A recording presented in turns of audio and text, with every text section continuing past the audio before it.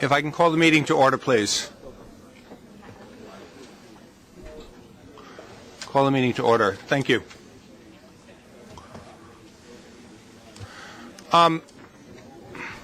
If I can call the meeting to order, please.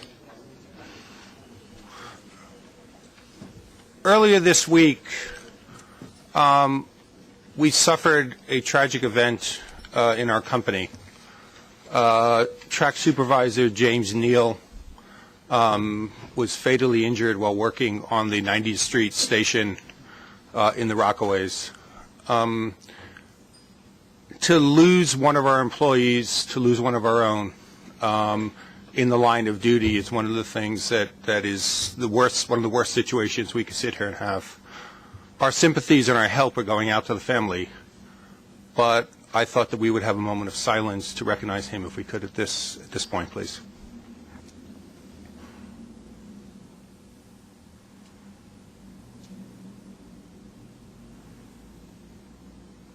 Thank you very much. We are conducting a formal inquiry into this matter. We will make the results of that inquiry public. I would rather refrain on discussing it until that inquiry is completed, obviously. The family is having services this week. Tom Prendergast, Carmen Bianco, and I will be going out. If other board members would like to attend the services, we will get the information to be available to you as well. And again, our sympathies go to the family. Doug, we turn to the public speakers, please. Yes, sir. We have 9 public speakers, the first of whom is Anthony Trocchia, who I believe has a wireless microphone over there, who will be followed by Tony Murphy and then William Henderson. Okay. Good morning, board members. I appear before you this morning to ask that you please not eliminate the B39 and B51 bus routes effective June 27th. These 2 interborough routes are vital links to Manhattan from Brooklyn for wheelchair users. During these times of fiscal austerity, I understand tough decisions must be made. Therefore, rather than eliminate the 2 bus routes, please consider operating them 6 a.m. to 11:59 p.m. Monday through Sunday. The New York City Transit subway system has never been a safe or reliable mode of transportation for wheelchair users. There is the issue of the horizontal and vertical gaps between platform and subway car. Subway personnel do not assist wheelchair users, citing time constraints and absence of obligation. There is also the issue of elevators being inoperable due to vandalism or daily wear and tear. When you're a wheelchair user attempting to utilize the subway system, there are multiple elevators involved. When using the buses, there is solely the lift on a specific bus. If a lift is broken, you simply wait for the next bus. Finally, subway elevators often smell of urine, which makes using them unpleasant and dehumanizing. The accessoride service is not used by all disabled individuals. A person is required to make a reservation a day or 2 in advance, which leaves no room for spontaneous same-day traveling. Accessoride is a shared ride experience which causes trips to be much longer than necessary. Lastly, paratransit service was intended for use by people who cannot use public transportation. Forcing people to use Accessoride simply because there is no bus from Brooklyn to Manhattan and vice versa will overburden the service and contribute to significant delays. Unfortunately, wheelchair-accessible taxis and car services are not a reality despite efforts by activists and advocates dating back to 1997. The New York City Taxi and Limousine Commission has never made wheelchair access a priority. The vast majority of wheelchair users are familiar and comfortable using public buses. It is safe, it is dependable. Bus operators are accustomed to assisting wheelchair users on and off. Telling wheelchair users to use the subway system will open a Pandora's box of problems for New York City Transit. Please preserve the B39 and B51. They are lifelines. Thank you. Thank you, Mr. Trocchia. Next speaker, Tony Murphy, followed by William Henderson and Marty Goodman.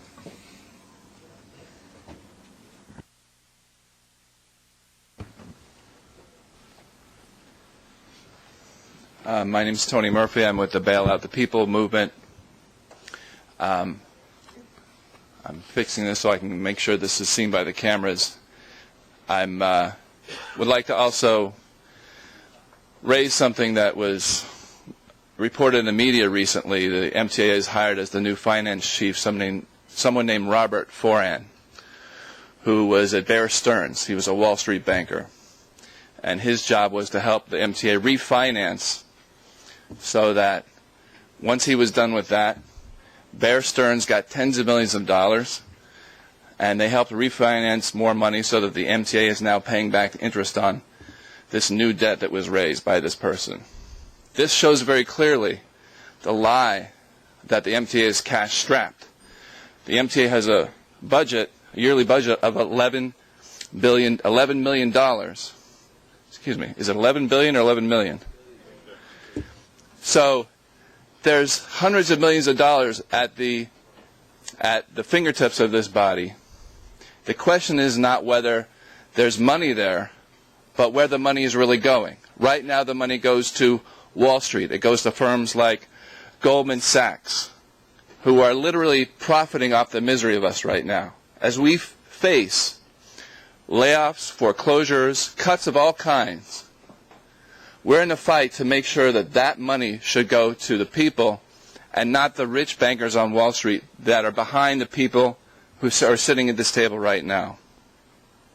I'm here to invite people to this fight. There's a demonstration this Saturday at Union Square at noon.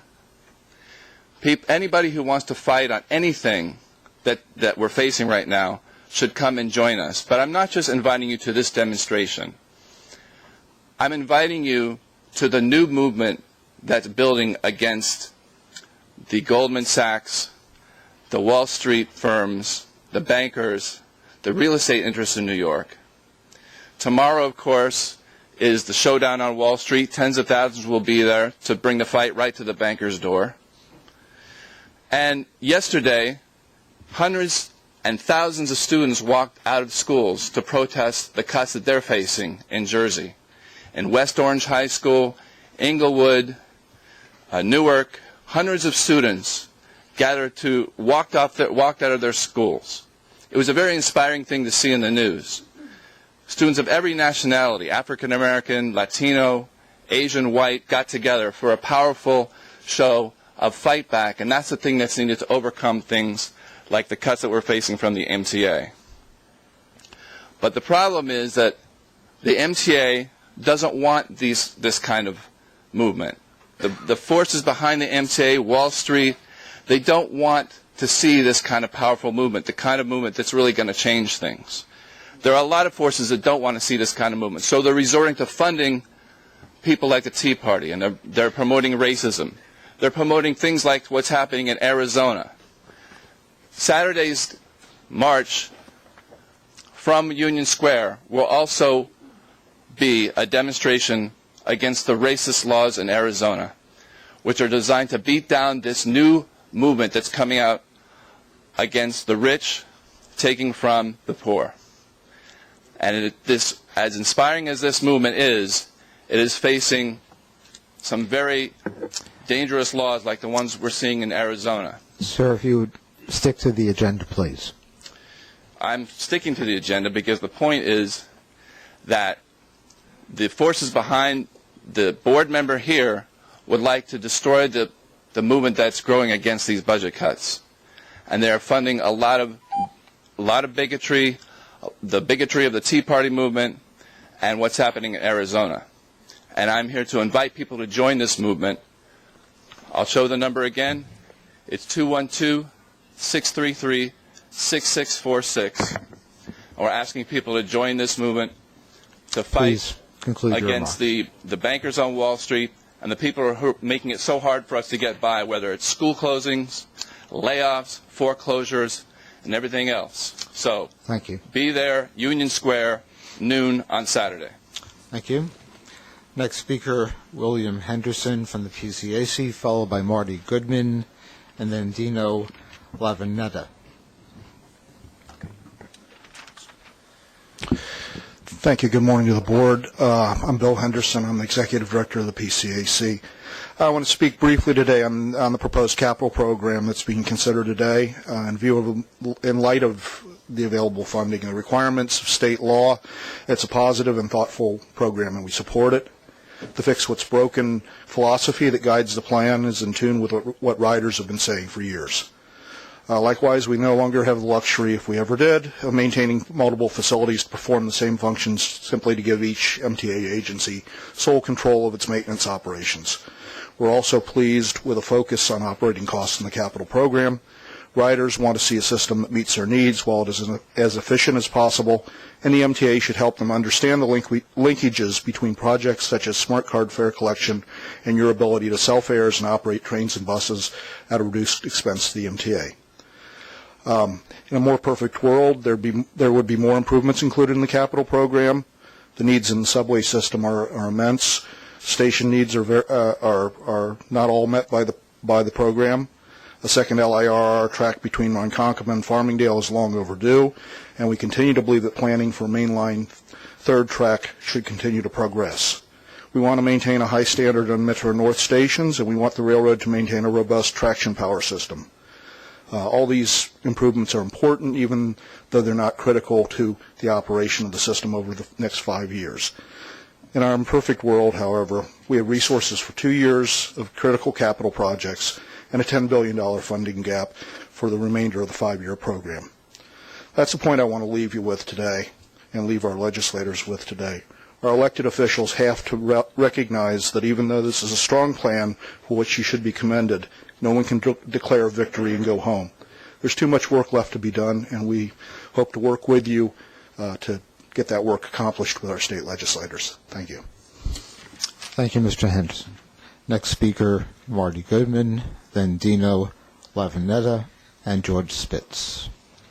Yes, my name is Marty Goodman. I'm a station agent. I'd just like to know why an older fellow who usually speaks here was dragged away in handcuffs this morning, so he wouldn't put his wallet under the detector there. An old man was dragged away in handcuffs this morning downstairs. To the business of the MTA specifically, yesterday I was proud to attend the first protest rally in Washington, sponsored by a newly formed coalition of the TWU and Amalgamated Transit Union. Over 2,000 angry rank-and-filers attended that demonstration, as did I. The message was loud and clear: stop layoffs and cuts now. Likely, our Tuesday, May 4th demonstration at Penn Station will be even larger and angrier. The strike talk is growing. Dozens of transit systems are in crisis. Recently, over 1,000 transit workers were laid off in Chicago. The MTA is set to lay off 500 or more station agents, bus workers to follow. Layoffs most profoundly affect the African American and other minority communities. It is, in essence, racist. No vote of this board calls it by its true name, yet it remains profoundly racist. Moreover, the 2nd Avenue project serves the wealthy Upper East Side. The Long Island extension to Grand Central does much the same, with billions in overruns. Thus, an army of corporate thieves, Wall Street mooches, and bond hustlers are fed, while young breadwinners from minority communities are thrown onto the street. MTA handlers Goldman Sachs are in big trouble for pushing and then betting against its own mortgage junk bonds. It's crooks like these that determine much MTA policy. By law, the MTA must pay debt first, including its tax-free bondholder debt. The MTA also issues Build America bonds, which are taxed but yield high returns to Park Avenue types. This year, the MTA plans to pay about $800 million or more to bondholders out of the fare box, about the same size as the $800 million 2010 MTA debt. Last month, the MTA hired Robert Foran, which has been mentioned, another Bear Stearns banker. According to Bloomberg News, a former boss there said he was fond of holding a baseball bat in the presence of underlings. That's them saying it, not me. Workers and riders can expect no less from Foran, quote-unquote, restructured MTA debt in 2000, earning Bear Stearns tens of millions in fees and adding hundreds of millions to the MTA debt. We need an investigation of the cash cow relationship between the MTA and Wall Street. I say end all payments on MTA bonds. We need city, state, and federal mass transit funding. Make the rich pay. Hell no to all service cuts. Keep school passes free. Hell no to a single layoff. Thank you, Mr. Goodman. Our next speaker, Dino Lavinetta, followed by George Spitz and Miriam Fox. Hello, honorable board members. My name is Dino Laverghetta. I'm an attorney and a candidate for Congress in New York's 14th Congressional District. That's the Upper East Side in Astoria. I'm here today to discuss the detrimental impact that the construction of the 2nd Avenue subway is having upon the Upper East Side community. I'm calling on the MTA to give serious consideration to implementing a light rail alternative that could save small businesses, improve residents' quality of life, and save the MTA literally billions of dollars. All reasonable people agree that increasing the transportation infrastructure on the east side of Manhattan is vital to the area's long-term economic future. However, in the short term, the price we're paying to build the 2nd Avenue subway is simply too high in terms of money, jobs, and quality of life. The construction of the 2nd Avenue subway is killing a generation of small businesses. As it moves southward, the construction is acting like a virtual Grim Reaper, felling everything in its path. Whether as a result of eminent domain or simply the loss of access and visibility to storefronts, businesses that have called the community home for decades are being forced to shut their doors. Many residents in the community, including the elderly, are being forced from their homes. Those that remain are being plagued by decreased mobility, loud blasting, and as it has been widely reported in the Wall Street Journal, a serious infestation of rats. Now, the total cost of the 2nd Avenue subway project is estimated to be $16 billion, with just Phase 1 having a cost of $5.7 billion and a completion date now of 2018. The vast majority of this project must be financed locally by the MTA. For the first phases of the project, the state and federal governments have pledged a total of $1.75 billion. The remaining $3.9 billion will have to be financed by the MTA, which currently faces a $740 million gap in its annual budget and a $9 billion shortfall in its capital plan. As a result of these shortfalls, the MTA has been forced to implement extensive fare hikes, layoffs, and service cuts. It has come to my attention that all of this could have been avoided. In 1999, the Institute for Rational Urban Mobility, IRUM, released a report advocating for a light rail alternative to the 2nd Avenue subway. That report found that an above-ground light rail system could have been completed at 1/10 the cost of the subway over a period of just a few years. Light rail would have provided the same benefits as the subway in terms of allowing increased access to the east side, while avoiding the problems that plague our city today. As light rail does not involve extensive excavation or construction, businesses would not have been forced to close and residents would not have been forced to relocate. As the MTA would literally have saved billions of dollars, it would have been able to avoid the crushing fare hikes, layoffs, and service cuts we face today. Please summarize your comments. Today, I'm calling on the MTA to explain to the public why it gave no serious consideration to the light rail alternative, despite the numerous benefits. Furthermore, I'm asking the MTA to give serious study and consideration to the possibility of abandoning the boondoggle that is the 2nd Avenue subway. At the very least, going forward, the MTA should study the possibility of replacing phases 3 and 4 with light rail. To put it quite simply, and to conclude my remarks, when you look up and realize that you've dug yourself into a hole, you don't just keep digging, you climb out. Thank you. Thank you. Next speaker, George Spitz, then Miriam Fox, and Francine Galvez. Mr. Spitz. I was a lonely voice on this horrible boondoggle a year ago, if some of you may remember. But you will hear more and more people exposing it as time goes on.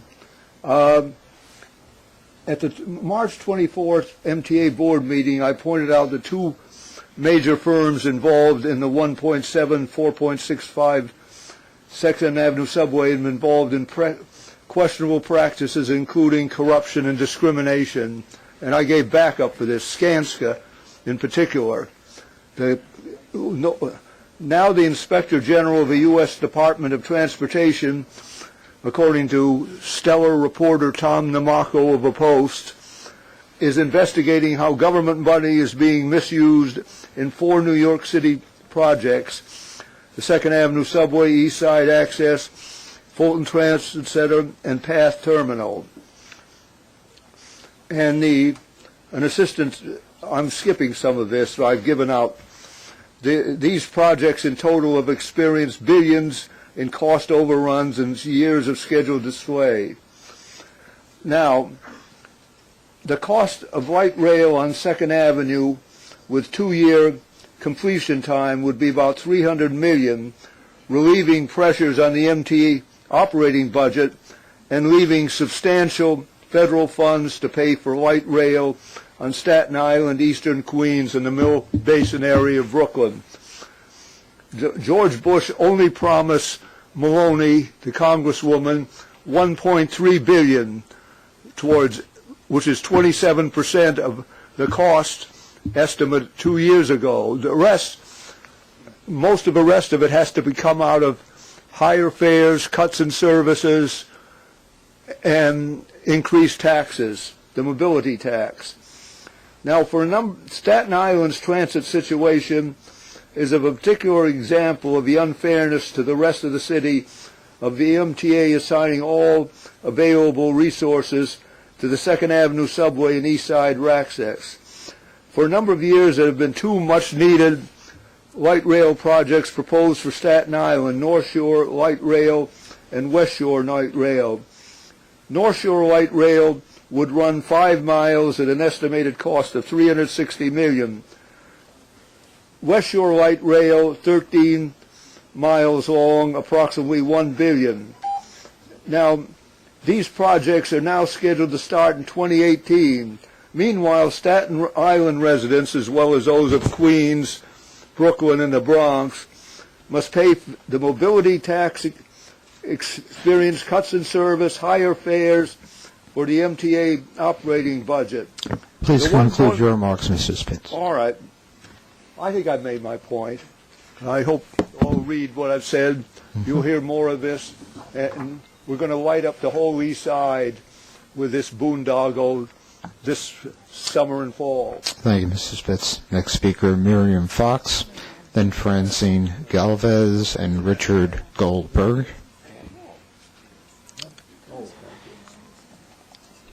So Ms. Fox, Francine Galvez, Richard Goldberg, and then our last speaker, Sarah Meyerson. Good morning. I'm Miriam Fox. I live at Houston Street and LaGuardia Place, and I'm here to speak about the disruption we're going to experience when the M5 changes their route. My gut feeling coming to this meeting, I'm nervous, I've never done this before, is that it's primarily a legal responsibility that you're fulfilling here. My heart hopes that you really do listen to the heartfelt concerns of people in the neighborhoods that are going to be affected. The number 5 bus and others similar to it in the city were created by geniuses in terms of their working their way through the city and really serving the population. The number 5 bus is in a hub. It's at Houston and LaGuardia Place. It serves school children, parents, elderly, disabled, tourists, domestic and international. It is a central spot. It's very important. People in our neighborhood use it a lot. It is significant for us. There are people who will not be able to walk to 6th Avenue, who will not be able to schlep wherever it is that they're going to be able to pick up something that may take them where they want to go. I feel emotional about it. It's going to affect our community deeply, and I don't really feel, from what I've read, that there is a significant saving of any sort that's going to come from changing this route. dragging the number 5 bus down Broadway and then bringing it back up 6th Avenue where the number 6, which hardly ever runs, goes, is not going to really help us. The elderly, the disabled, the community people, the international and domestic travelers really need this bus to stay where it is. Thank you. Thank you. Francine Galvez, and then Richard Goldberg. Good morning, gentlemen and ladies. My name is Francine Galvez. I live in Staten Island. I'm here today also. This is totally new to me and a very last minute. To talk about the X16 bus, which is an express bus that goes from the North Shore of Staten Island directly to Manhattan. It connects the North Shore, which, for those of you who may not know a little bit about Staten Island, it's an area that is, let me just put my glasses on. It's an area that is socially and economically diverse. It is home to parks, universities, churches, and families, with families who want to raise their children, go to church, go to work, and pay their taxes. The bus, the X16, goes right through the heart of the North Shore. It takes them directly to Manhattan. If this were to be eliminated, it would basically strike right to the heart of the North Shore of Staten Island. We were at attended the meeting at the College of Staten Island and spoke about our situation. Our cries were unheard. Instead, we were told that this bus is underutilized. I'm here today to show you that these are the folks who use this bus, and this is just the beginning. It's not underutilized. It's very much part of the North Shore of Staten Island, and people there very much depend upon this. So if I could give this to you, Mr. Capelli, this is just a few. There are a lot more to come, and if necessary, we'll be here next month. Thank you very much. Appreciate your time.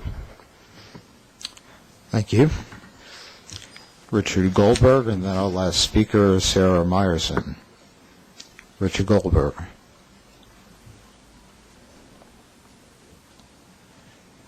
Greetings to the board. I want to follow up what Mrs. Fox just told us about the M5 bus. I second everything that she said, so I don't really want to repeat it. But the bus is very important, and I phoned Mr. Sussman last week to find out. I tried to get the rationale, the reason that the bus is being canceled, and he said that it had to do with the budget problems that we're all familiar with. And I asked him to give me a figure, how much would be saved by rerouting the bus and not sending it down Haston Street. And Mr. Sussman you did give me a figure. I don't remember what the figure was, but does anyone know what that figure would be? I'm very curious to know how much would seriously be saved by rerouting that bus. Does any member of the board know that? I can get that for you right after the meeting, sir. Good. I would like to know that. Because it really occurs to me that if the board has other ways of raising money that are very, very simple, it seems to me. If MTA, along with the police department, would, for example, this is just an example, enforce the bus lanes that have been painted along our roadways here, if they were enforced, if fines were given out for those who violate it, and they do violate it, certainly I know that on Fifth Avenue and other north-south streets, I can't give you a figure either, but I'm sure that would raise lots of money. If the city would enforce the no honking signs, which are posted on every other lamppost in New York, in certain parts of New York, that would, there was a woman, for example, this week, who wrote a letter to the New York Times and said that if the police would give summonses to those who needlessly honk their horns, that she pointed out that it would raise, I don't know how many thousands of dollars in the 14 minutes it took her to compose the letter that she sent to the New York Times. Now, these would be two money-raising methods that MTA could use rather than the cuts and the other austerity measures that we're all having to live with now. And there are others. There are probably others that would be effective in avoiding this problem, which would raise the money. I remember many years ago when I was a teenager. Oh, is my time up? You have 16 seconds, sir. 16. Okay. Then I leave you with those thoughts, and I hope and somebody's going to get back to me on the savings. I will provide that for you in just a few minutes, sir. Good. Thank you. Thank you. Our last speaker today is Sarah Meyerson. Sarah Meyerson.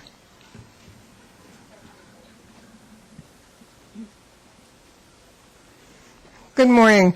I'm here, too, to discuss the changes for the number 5 bus. You know, we all live in a community around LaGuardia Place, and it's been really upsetting for all of us to realize that that bus will no longer meet the needs of Washington Square Village, all of Soho, and all of LaGuardia Place. It's our line to the rest of the city, and especially for elderly people who can't really walk all the way to 6th Avenue or come back from Broadway, and also children who use PS 41 use that bus constantly. One mother was crying. She said, my children get this bus and I feel safe with it, and I don't know what I'm going to do if it's not here. And I'm sure that there can be some other possibilities that we can do about saving that bus the way it is now, and maybe some other bus that isn't so important right at that spot for the community.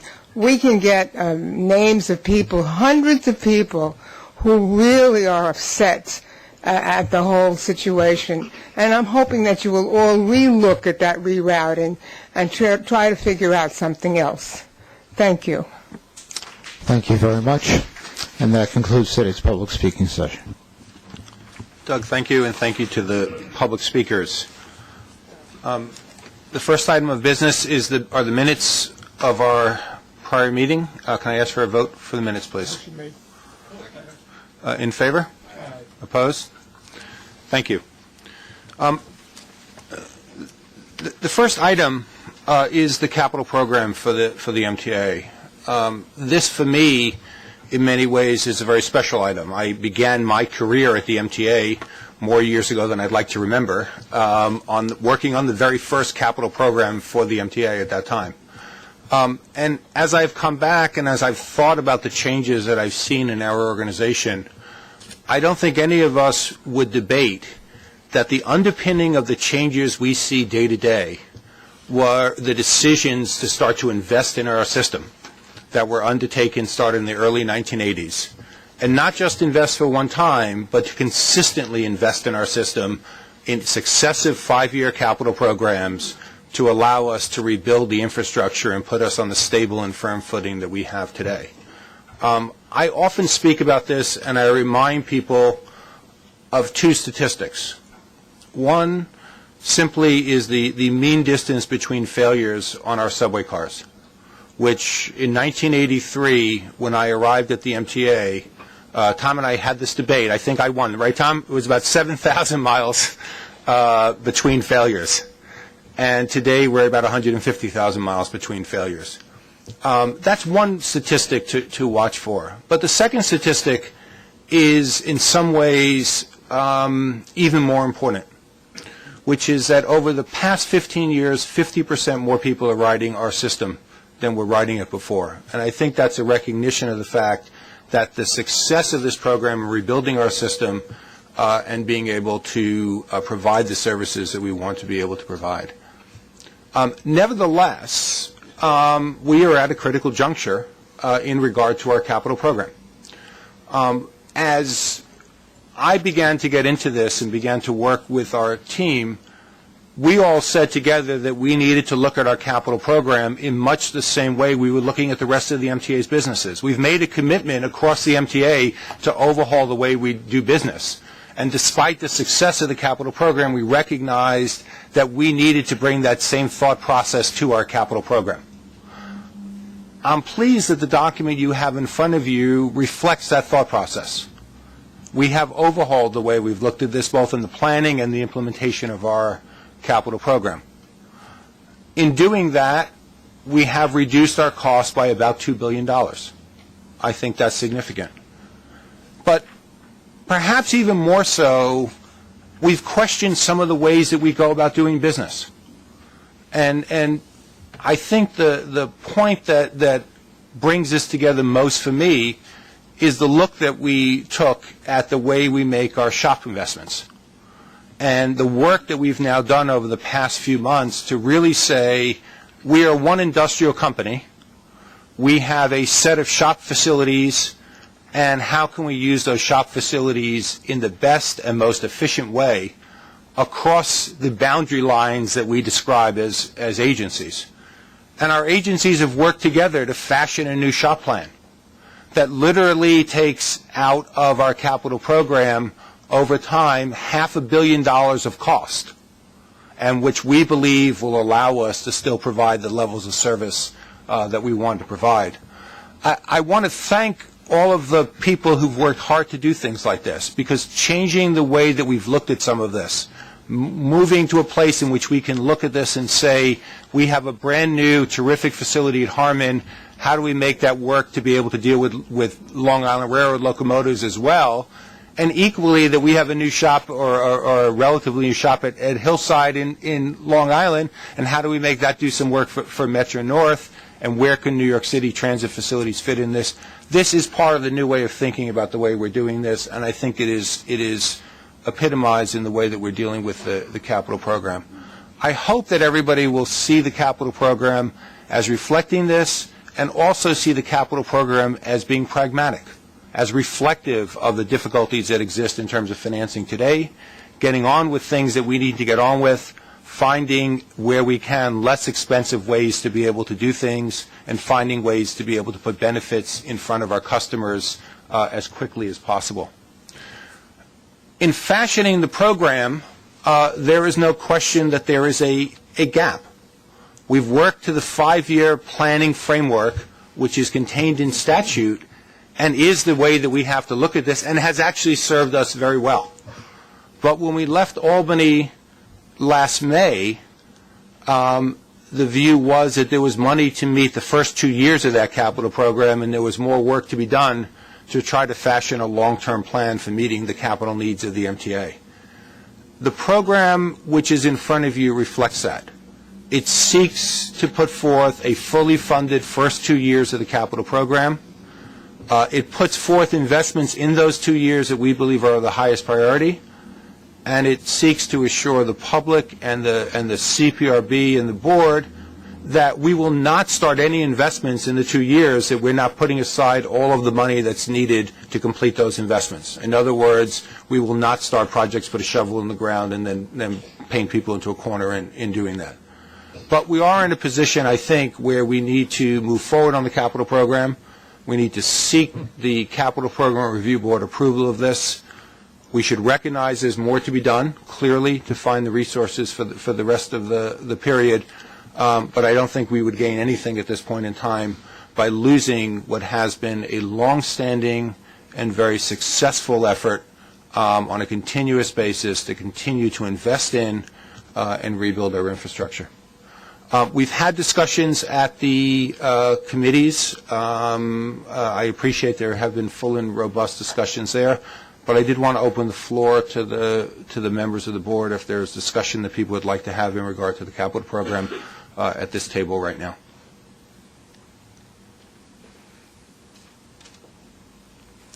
Okay, then can I have a motion then? In favor? Aye. Opposed? Thank you. Let me also recognize the work that Linda Kleinbaum and the teams across the entire business have really done on this. I can't say it enough. This does reflect a new way of doing business, and in some ways changing from something that was a way of doing business when it's been successful to something to make it a new way of doing business is one of the hardest things that an organization can do. And I am really grateful to everyone for the work that they've done to be able to do that. We now move to the committees, and this is our first meeting of the new committee structure. All reports are that the first meetings were very successful, and thank you for that. And I turn to the Committee on Finance. Mr. Chairman, today there are two action items. The first action item seeks approval of the MTA 2009 investment report and all agency investment guidelines, all as more fully described in the staff summary included in the board materials.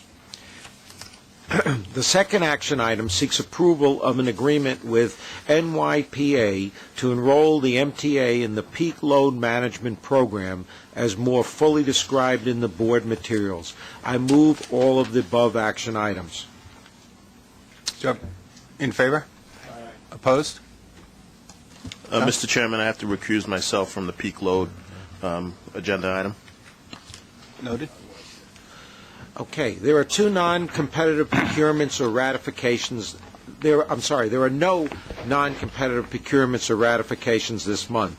There are two competitive procurements in the amount of $1,537,430. I move these procurements. In favor? Opposed? Thank you.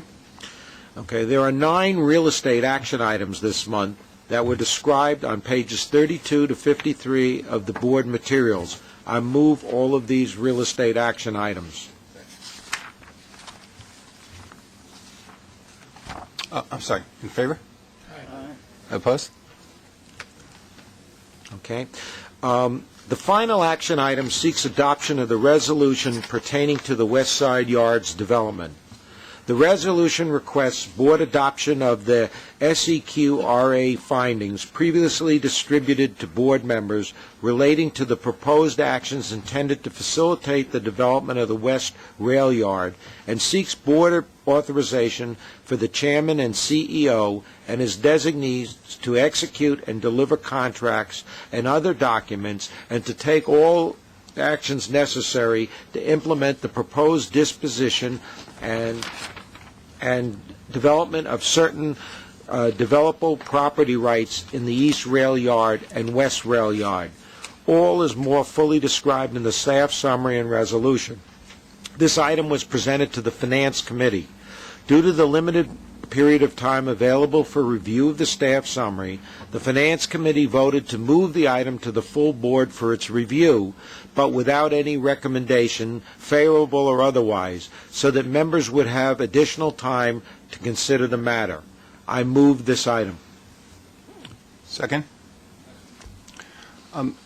If I can just make a comment before we vote on this, I think the matter that we're putting forth here today is obviously extremely important to the MTA. I'm very pleased that we've been able to retain the structure of the deal that we had put forth, that it maintains, in essence, a deal that was negotiated in much more robust times than we have today. It takes a pragmatic approach with triggers and the ability to be able to start the work that is there. Ultimately, this will bring $1 billion PV to the MTA. These are all monies that are included in our capital programs and are a very important part of providing a basis for us to be able to undertake capital investments with own source resources rather than simply relying on bond resources as a means to be able to do this. I do recognize the complexity of this, and as Andrew said, I also recognize that we've had a somewhat abbreviated time to discuss it, although I know that Jim has touched base back with board members in the interim time to try to ensure that. But if there are further questions, I'd be happy to take them here beforehand. I understand the complexity and the desire to move the yards project into the future, but I'm somewhat distressed by reading the fact that, unless I misread it, that there is absolutely no cash money on the signing of the contract or the beginning of the contract whatsoever coming to us, and in a period of time in which we have tremendous deficits and whatever, and as we know, the problems in the construction world and construction companies, for a company to be able to get a $1 billion contract without putting up any cash whatsoever up front seems to me to be rather unusual and quite distressing. Member Cecil, the transaction at contract signing would provide for a 2.5%, approximately $21 million payment into escrow upon contract signing, with 2 additional payments to follow at 180 days and 360 days. Those additional payments in the same amount, for a total of $40 million, could be made by promissory note, subject to reasonable collateral acceptable to the MTA. Well, as I said, it's by promissory note, and unless I misunderstand what a promissory note is, that's not $1 in cash. The initial payment at signing is by letter of credit or cash, $21 million. That's on top of the monies that have already been paid to the MTA in the earlier parts of the deal at the signing of the conditional designation letters and their extension, which are approximately $20 million. Further questions? Yes. I have a question about, in the staff summary, there's a description of return of tracks to service regarding Long Island Railroad, and it says one of the changes was developer now has 90 minutes rather than 60 minutes to restore track to service before Long Island Railroad may exclude the developer from the yard's proposal. But in reading it, it seemed to be, at least what it said in the March 28th summary, the summary seemed to be that they had 90 minutes initially. Now, I was confused about that, one. And two, is this how would this change affect service, and why was it done? I'm going to have to defer Yes. to on the construction agreement negotiations. Is there Jerry Page? Could you address, or John Coulter? Okay. John briefed me. You want me to? I'm going to have to get back to you on whether it was 60 to 90, 90 to 60. That was a point of discussion in terms of being able to return tracks. John Coulter, our vice president on all of these overbuild projects, has worked closely with our operations department and the West Side Yard personnel to ensure that we would not have a negative impact on service. We'll get back to you on the actual order of it. But we did, through a very lengthy negotiation, I think, protect our level of service. That's what I wanted to hear. That we're sure we're going to be able to provide the service. Right, Okay. exactly.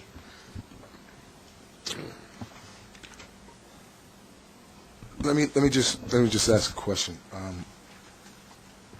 A part of the summary that you were reading more or less sounds like, and I could be mistaken here, Mr. Henley, that once the board takes this vote on the project, to me it sounds like we relinquish our authority to the MTA CEO and you and a couple others, that from there on you'll just handle the business of it and you never have to come back to the board and ask for anything else? This does ask for the board's authorization for the documents to be executed, to be finalized and executed. That's correct. That was actually previously the case in May of 2008, when the conditional designation was made.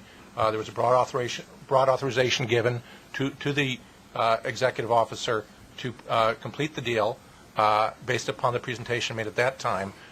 Because there were changes that we've described in the staff summary to you that we thought were significant, we came back to the board. This time we needed to make the secret finding, but also because there have been substantial changes in the economy. As a result, there were the changes in the staff summary that are described, including the contract deposit change and the triggers that have been mentioned. And on that basis, we're seeking the further authorization. So if this project was to cost an additional $1 billion, you don't have to come to the board. You could just say, okay, and pull the trigger. Well, this is a revenue project for the MTA. So the purpose of the transaction is for us to dispose of valuable air rights and other development rights, and for MTA to obtain important revenues from that through long-term leases and purchase options that will be exercised upon closing and after closing. So this is a transaction in which MTA is anticipating, if the lease is entered into and based on certain pro forma assumptions, receiving over $1 billion in revenue over time as a result of the development deal. So if this project was to cost another $1 billion, you would be able to bypass the board and give the authorization to spend or use whatever money is necessary. No. No, the deal is, as the authorization is for the deal to be concluded consistently with the attachments to the staff summary, which set forth the principal terms of the deal. You are not, at the end. You are not authorizing spending as part of this deal. No, I know that. I'm So just asking. He would not have neither he nor I would have authorization for spending. I understand that, but I'm saying we're sort of. It sounds to me, and I said I could be wrong here, that we're relinquishing the authority of the board. So whatever happens with this project from here on in would be the sole responsibility of that area. No. Well, then I'm missing something. So You are delegating the authority consistent with the documents to undertake the transaction as outlined in the documents. Right. In terms of the authority of the executive, it is consistent with the board-adopted guidelines for the authority of the executive, and the authority of the executive does not have the authority to spend money that is not authorized by the board. There's nothing in this document that is providing a different authority to that. sound fine. I thought I asked first. Okay. So just to be clear. Alan? Yeah, just quickly. I mean, I had some questions the other day because time was short between receiving the materials and when we were discussing it. So I was happy to have the additional 2 days to have my questions answered. It appears to me that this is a very prudent measure on our part, locking in a deal that was made at the height of the market that will bring a significant revenue stream to our operations from a real estate asset, something that we are constantly criticized for not using effectively, and I think that this is an effective way in which to use some of our assets to, in fact, meet our transportation needs. So I'm supporting this. Thank you. Mark? I guess that I was also one of the people who was looking for more time on Monday to review the current state of this transaction. We've done so. I think that this is, in fact, a good transaction for the MTA under the circumstances. The fact that we've managed to hold on to the outline of the undertaking with Related in spite of the changes in market and to some degree reflecting the necessities of the changes in market, I think is good for us. I think it's also good for the city in terms of long-term development of the West Side, which we, of course, are very much seeking to accomplish. Thank you. Corrine? Mr. Chairman, Jim and Jeff made time available to all of us to answer our questions. They spent a goodly amount of time with me yesterday afternoon on the dozen or so questions that I have, and like Mark, I've come to the conclusion that while there are certainly things that would have been great to have gotten cash in lieu of a promissory note, but some of the other provisions that, quite frankly, I didn't quite understand, or there was a lot more behind them than the text in what we received in the summary were explained to me to my satisfaction. So I thank you for spending the time with us to go through this very complicated but ultimately very good deal for the agency. Mitch? I'm very pleased we've finally gotten around to doing this, because as Jay and I both know from the first capital plan, this was envisioned when this John Camera yard was built. I happen to have been working for Senator Camera at that time, and part of the arrangement was for the air rights to be used by the MTA and then by the City of New York to develop the west side. So this is perfectly consistent with what was originally intended. Around here, we sooner or later get to that point, and we are now getting to that point, and I think this will be a tremendous opportunity for the city and the west side to provide substantial benefits while at the same time not infringing upon the transportation needs of either the railroad or the MTA. So I am strongly in support of this, and I want to thank Jim and Jeff for finally putting it all together. Thank you. Other comments? I think we have a motion and a second, if I'm not mistaken. In favor? Aye. Opposed? Again, thank you. And again, to the quickness of this, Jim, Jeff Rosen, Bob Haley, Jerry Page, I was on the phone with them multiple times over the weekend. I think everyone has worked extremely hard to be able to do it. And the Long Island Railroad as well, I'm sorry. And thank you to everybody who's worked hard to be able to do this. These are exceptionally difficult transactions to do. So very nice job to everybody.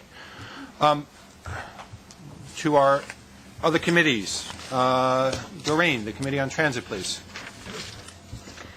Good morning. On behalf of the new and improved Transit Committee, which now includes the related transactions of MTACC related to transit, I present the following for the Board's approval. There are 2 action items this month. The first action item requests Board approval of a Design Construction Review Services Agreement with the owners of 301 East 69th Street in the amount of $785,000 for changes needed to accommodate the entrance to the 2nd Avenue subway at 72nd Street, all as more fully described in the Board materials. The second action item requests Board approval for a settlement agreement with S311 Tunnel Constructors JV in the amount of $534,463, as more fully described in the Board materials.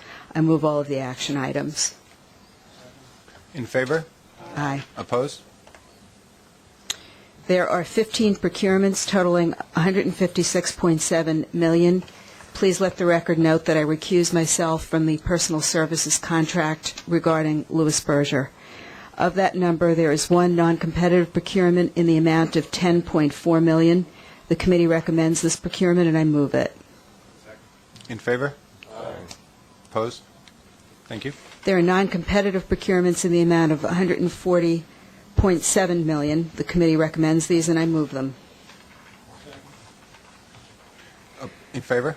Aye. Opposed? Thank you. Finally, there are 5 ratifications in the amount of $5.58 million. The committee recommends them, and I move them. In favor? Opposed? Thank you. Mr. Chairman, this concludes the report. Thank you very much. It's my pleasure to turn to the inaugural report from the Committee on Bus Operations. Nancy?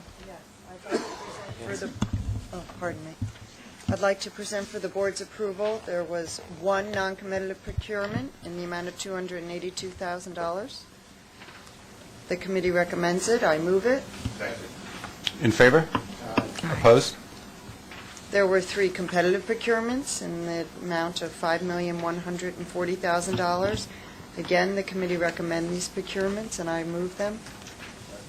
In favor? Aye. There are no ratifications, and that concludes it. Turning to the report from the Metro North and Long Island committees, this, of course, was a much more complicated question. I'm told that they flipped, that Mitch took the ball and Jim took field position. So, the first one. Mitch, to you. Thank you, Mr. Chairman. First of all, I want to thank Jim, the other members of the Metro North and Long Island committees for their patience and good discussion, and I want to thank Howard and Helena and their staffs for making sure that everything worked together. And I did want to announce in March that Metro North and the Long Island Railroad had a combined 191% on-time rate. Oh, boy. There are two non-competitive procurements in the amount of $1,034,000. The committee recommends these procurements, and I move them. In favor? Opposed? Thank you. And there are 6 competitive procurements in the amount of $13,953,000. The committee recommends these procurements, and I move them. In favor? Thank you. And this concludes the Metro North Long Island Railroad Committee report. Thank you very much. The report from Bridges and Tunnels, Mr. LeBeau.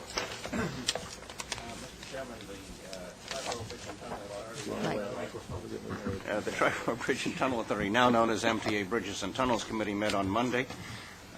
We're pleased to announce that last year we turned over just short of $800 million to the rest of the MTA family for its transportation projects. We also wanted to thank Mitch Paley, who, as you see, has gone on to greater things for his being chairman, acting chairman during that period. We'll miss you, but we sort of envy your exciting new position. There are no non-competitive procurements this month. There are 3 competitive procurements in the amount of $8.42 million. They are set out beginning at page 119 of the board materials. The committee recommends these procurements, and I move them. Second. In favor? Aye. Mr. Chairman, there's one ratification in the amount of $733,000. The committee recommends this procurement, and I move it. Second. In favor? And this concludes the Bridges and Tunnels Committee report. Thank you. Can I ask the board, please, for a motion to go into executive session for a matter concerning proposed pending or current litigation and matters concerning public safety? Second. In favor? Aye. Thank you.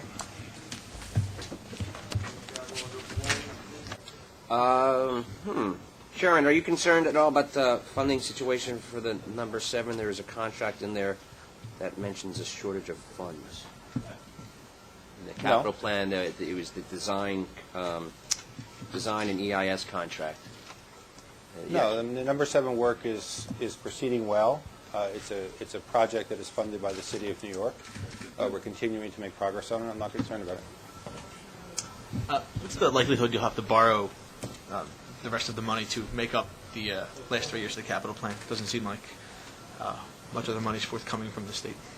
Well, we have in the way we've set out our capital program document, and consistent with the arrangement that was reached in Albany this past May, we have a fully funded capital program for the first 2 years of our program that allows us to get on with necessary, essential work for our system.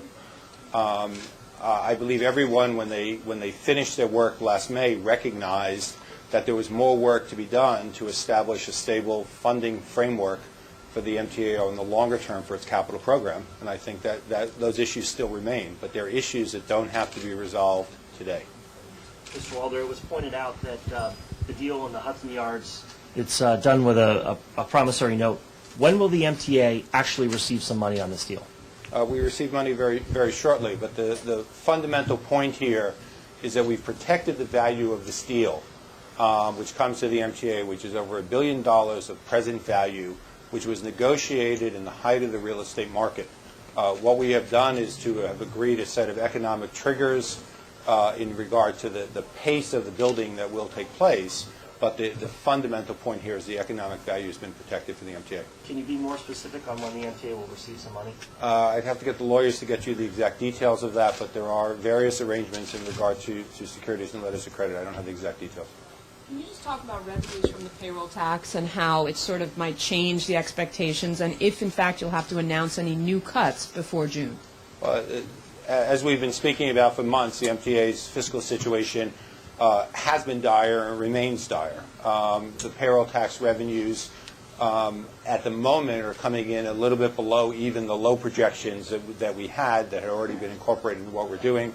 I frankly think it's a little too early to tell whether this is a trend or a month that is taking place. The fundamental thing that we are doing is to continue on the path that we've been on, which is that we're using this time to overhaul the way we do business and drive costs out of our company, which is exactly what we need to do under any circumstances. Will you have to, do you expect to have, say, another round of cuts, though, before the summer? I expect we will not have service cuts before December in the same way we've done the things now. We are doing belt tightening. We are finding ways to make our company more efficient. We're engaged in all of that process that is taking place. And we'll continue to watch the payroll tax. We'll continue to look at all of our taxes. We have a July financial plan, which gets presented to the board. At that time, we will be reforecasting all the taxes, reforecasting the revenues, putting forth the efforts that we've made in terms of reducing the cost of the company, and bringing that together as required into a comprehensive document.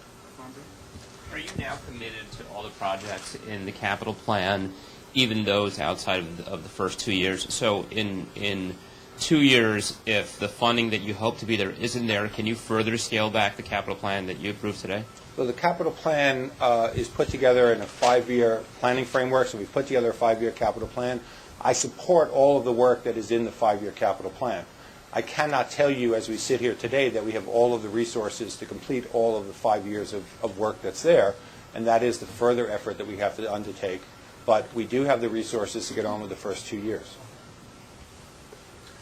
Chairman, back on Western Rail Yards, Gary DeLaverson said the idea was that you could bond out against the future revenue stream of related payments and use that for this capital plan. At what point, under this new structure, at what point can you actually count those revenues as guaranteed and start to borrow against them? Well, the revenues are, and the calculations within the deal are done on a present value basis. So regardless of the timing of the revenues, the MTA is guaranteed to receive the same amount of revenues. In terms of bonding structures and the way in which we would do that, the MTA's new CFO is looking at the various bonding structures for the MTA, both of the types of things we're talking about right now and other forms of revenue, and I don't have an answer to the structure we'll be using. But I mean, I guess, does this new structure mean that you won't be able to count, to bond out, to use that $1 billion for your capital plan until the closing, and is the closing going to be later than it would otherwise have been? I don't think the new structure changes that. I still think we have to find the most efficient way of being able to do this within our rural financing framework, but I don't think the structure changes that. Chairman, does the Hudson deal in any way give you hope that you could stave off some of the cuts? I think the Hudson deal is separate and apart from the other changes. The monies that come from this deal go into our capital program. They're part of our rebuilding effort. They're counted in the capital program that we put forth to the board today, and it does not affect the other changes that we have to make. Chairman, it seems more and more likely that the authority will have to implement a significant fare increase at the beginning of next year in order to make up the budget situation. I'm curious what your thinking is on that right now. Well, we have, as you know, and coming out of Albany, there had been a schedule which called for periodic fare increases, the next one of which is intended to be in January of 2011, and then fare increases to take place every 2 years thereafter. I've consistently said that it's my intention to try to stay with that schedule. We will look at all of this in the July financial plan. We need to ensure that we need to look at fares as part of our overall business plan, no question about that, and we need to ensure that the combination of fares, other revenues that we raise, and subsidies and taxes, tolls, meets the business needs of the MTA. At this point, I don't have an answer on the size and the magnitude because we're a little early in it to be able to look at that. How does the state's inaction on the budget affect you? Well, I think there are issues that are outstanding right now that we still hope will receive attention in the state and resolve what I think are significant issues. Most prominently in that are school fares. School fares is an issue, if you recall, where we said that we had the opportunity to give a little more time for the state and the city governments to be able to deal with this problem, and the recognition of the fact that this is really not an issue for the MTA, but is an issue for the state and the city to support free school fares for the children. It's obviously more difficult to do that in an environment where they don't adopt a budget.